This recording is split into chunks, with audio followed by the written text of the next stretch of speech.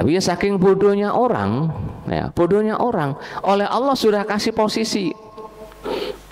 Ya, contohnya, orang itu oleh Allah Subhanahu wa Ta'ala udah kelihatan Allah menghendaki dia untuk jadi pembawa agama. Dari SMP Allah taruh dia ke pesantren. Pesantren itu tempat belajar agama. Iya apa enggak? Itu belajar agama. SMA-nya juga ke pesantren. Setelah itu masih meneruskan kuliahnya di jurusan agama lagi. Lah berarti belajar agama berapa tahun itu? 6 tahun, tambah 4 tahun, bisa tambah 5 tahun. Kadang S2-nya juga masih jurusan agama. Iya, jurusannya dia agama. Berarti Allah meridhoi dia, menghendaki dia belajar di agama. Kalau dia belajar dengan baik, tinggal ridho. Emang kalau jadi ustadz apa enggak makan? Makan enggak jadi ustadz? Buktinya saya sama Pak Bambang, gendutan saya Pak Bambang ya. Iya, kita saya sama Pak Zaini mirip-mirip Pak Zaini kita ya. Iya. Emang kalau jadi guru ngaji itu apa enggak makan? Ya kadang malah seolah-olah tidak ikhlas dengan takdirnya, nggak mau jadi guru ngaji, malah pengen kerja yang lain. Jadi kerja yang kerja apa? Sekolah di SMP, SMA, kuliah jurusan agama itu, ya begitu kerja hilang, nggak ada apa-apanya. Iya. Ditempatkan oleh Allah Subhanahu wa Ta'ala, ini di sini tempatmu, nggak mau. Makanya kan bab adab, iya kan, bab adab. Dia malah lari cari kesempatan yang lain, cari posisi kerja yang lain, cari sono cari sini gitu. Kalau dia nyadar, dia akan nyadar, lah ternyata nggak nemu bahagia di sini, nggak nemu, akan kontra dengan yang ada di hatinya, nggak nyaman. Karena hidupnya di pesantren, setelah itu sekolah juga dengan orang-orang yang terjaga, ya akhirnya dia nggak akan nyaman. Kalau dia bisa memahami, merenungkan, dia akan balik ke posisi yang Allah berikan ke dia. Dia nggak akan nyaman. Di posisi ini kerjanya campur baur, laki-laki, perempuan. Mau sholat di awal waktu juga sulit. Mau baca Quran sewaktu-waktu juga sulit. Kerjanya harus berangkat setelah subuh atau sebelum subuh, pulangnya setelah isya. Benar-benar jadi seperti mesin, ditunjuk sono, tunjuk sono, tunjuk sono, tunjuk sono. Lah ya apa enggak? Padahal dia dari awal jurusannya adalah jurusan ngaji. Ya kalau dia nyadar ini, dia pasti akan balik. Nggak nyaman saya kalau kayak nggak, dia akan balik. Mudeng ya. Ini kalau istilahnya kerja, seandainya kerja gitu. Kayak Allah Subhanahu wa Ta'ala menempatkan ini para pelajar, santriwati. Nah santriwati ini Allah Subhanahu wa Ta'ala tetapkan jadi santri. Di sini makan tercukupi, Ridho? Tercukupi. Berapa kali sehari Reza makan? 3 kali. Setiap hari itu, kalau nggak ayam, kalau nggak ikan, kalau nggak telur, ada mereka. Nggak kayak zaman dulu saya ketika nyantri, dapat telur separuh aja seminggu sekali. Kalau nggak telur separuh, bandeng separuh. Yang tiap hari ketika saya nyantri itu tiap hari nggak jauh-jauh, kangkung, terong, kacang, kubis. Ya, kangkung, kacang, kubis, terong, enggak jauh-jauh, sama sambel, tempe 1 iris, tahu 1 iris. Atau kalau 2 dibelah jadi 2 itu, udah, wes itu setiap hari. Kapan dapat apa namanya? Daging nggak pernah kayaknya ya. Ini 2 bulan sekali gitu. Seminggu sekali telur separuh telurnya. Ikan lele separuh, bandeng separuh. Wis seperti itu terus. Nah di sini kan enggak. Iya, itu ketika saya nyantri kitab kudu beli sendiri. Iya, ketika saya nyantri nggak boleh bawa HP sama sekali. Di sini masih boleh bawa HP, Anas? Boleh. Berapa minggu sekali dikasih HP? Masih dikasih sepekan sekali, 2 pekan sekali. Ini masih dikasih. Yang bisa setoran 30 juz tiap hari dikasih malahan. Yang sudah bukan setoran, sudah tasmik 30 juz dikasih HP setiap hari. Iya, laptop boleh bawa. Malam dikumpulin. Saya dulu ketika aku pesantren nggak ada bawa laptop, bawa HP. Saya bawa laptop kata Kiai, nggak boleh, titipin ke teman musono, titipin Kiai. Iya, ya sami'na wa ata'na. Niatnya belajar. Posisi kalian jadi santri. Udah jadi santri wae. Jangan pengen merubah diri posisinya sebelum Allah ngerubah. Jadi kalau sebelum Allah merubah posisi kita, nggak usah berubah dari posisi itu. Jadi santri, belajar yang tekun. Nah masalahnya santri itu kebanyakan, ya jadi santri belajar wae. Yang paling repot itu ketika santri belajar di sini dicukupi kebutuhannya, buku dibeliin oleh yayasan, makan dicukupin, semuanya dicukupin. Di sini malah dijadiin seperti hotel, tidur terus.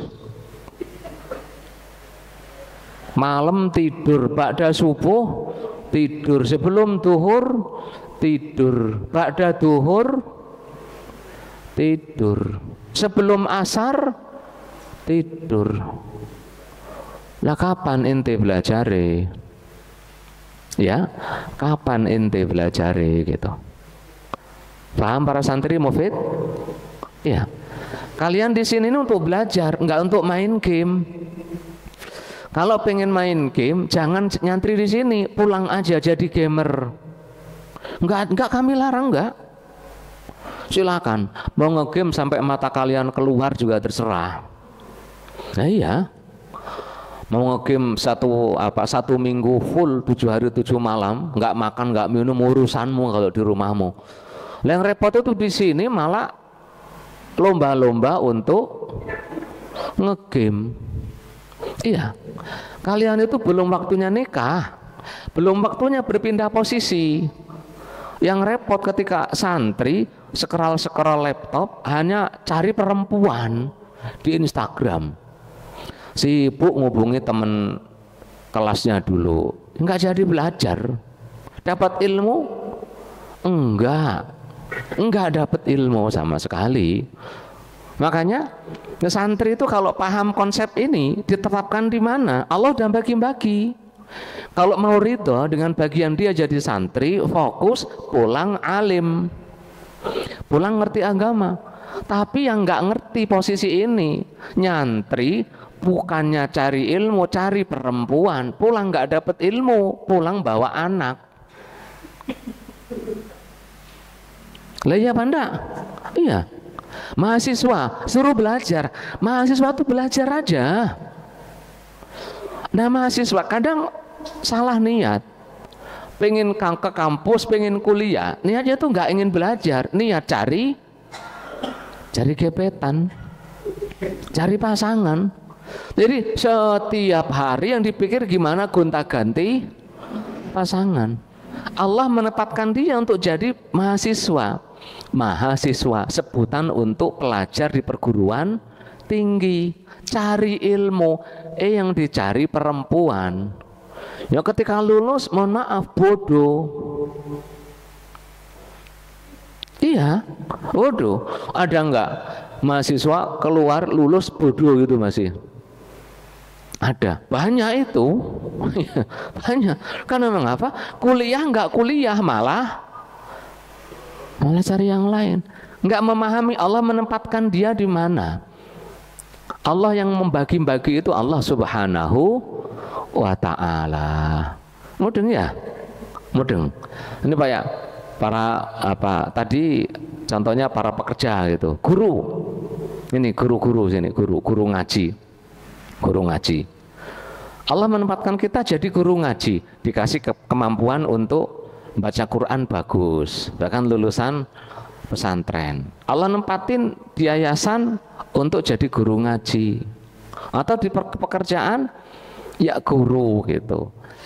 Cukup enggak untuk menghidupi diri sendiri dan keluarga? Cukup kan? Seandainya cukup ya. Kalau enggak cukup lain lagi. Ini cukup. Lingkungan kerjanya islami, enak, bisa menjaga mata, bisa menjaga hati, enggak sering interaksi, enggak dijaga. Lawan jenisnya pakai baju hijab yang syar'i semua. Iya. Berangkatnya juga nyaman, bisa melaksanakan ibadah, bisa baca Quran sering-sering, bisa.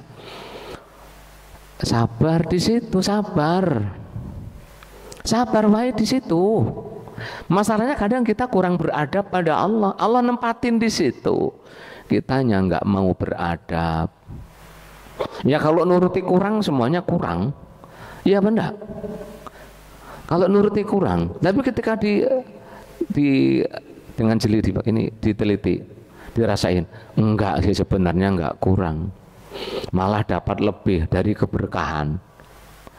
Sabar di situ tempatmu. Allah nempatin kita di situ, sabar. Kapan kita pindah? Kalau Allah memang sudah disuruh, Allah nyuruh kita untuk pindah. Mahasiswa, santri, udah selesai, ya cepat mandiri. Nah mahasiswa itu kadang sudah selesai, ada waktunya cepat selesai, malah sengaja gak mau selesai, gak mau pindah. Padahal secara usia sudah waktunya selesai, sudah waktunya mandiri. Kan unik manusia itu. Yang waktunya belum nikah, geger pengen nikah. Giliran sudah waktunya nikah malah ogah-ogahan. Waduh, atau enggak? Ini gadis atau bujang, kayak gadis. Allah Subhanahu wa taala menempatkan dirinya sebagai muslimah yang belum punya suami, dicukupi oleh orang tuanya, punya penghasilan, dimakan sendiri sebagai uang jajan apa. Iya, dinikmati, disyukuri. Allah Subhanahu wa taala ngutus pemuda, orang baik-baik, orang soleh. Perkara kekurangan nggak ada laki-laki yang sempurna. Allah sudah mengendaki sampeyan untuk berubah status. Yang ngirim Allah. Adabnya terima ini. Kalau memang nggak ada perkara besar yang mengharuskan untuk nolak gitu ya, terima. Perkara-perkara kecil itu nggak ada yang ideal, nggak ada. Nah tapi kadang kurang beradab sama Allah. Iya, lo kata Nabi, idza ja'akum man tardawna dinahu fa zawiju. Udah datang kepada kalian laki-laki yang ridho agamanya kalian. Kalian ridho pada agamanya, orang baik-baik, keluarga baik-baik, penghasilan kaya enggak tapi cukup, orangnya baik-baik, segera nikahin. Lah kalau enggak, kata baginda Nabi, illa taf'alu takun fitnatun wa fasadun arid. Kalau enggak mau nanti jadi petaka. Iya. Itu karena kurang beradab pada Tuhan, kurang beradab pada Allah. Allah udah nuntun ini orang untuk didatengin ke sampean. Ya, mohon maaf ini banyak gadis-gadis zaman sekarang seperti itu. Sebelum usia 25 atau 20 bilangnya ketika diajak nikah, siapa saya belum layak untuk nikah. Di atas 20 sampai 30 sekian, tiap ada yang datang, siapa lo mau nikah dengan saya? Coba di atas 40, siapa aja deh, siapa mau? Iya apa enggak? Adalah iya. Itu karena mengapa? Kurang adab. Dikira cantik itu selamanya mungkin ya. Mungkin dikira cantik itu selamanya. Cantik itu paling dari usia belasan sampai 40. Iya apa enggak?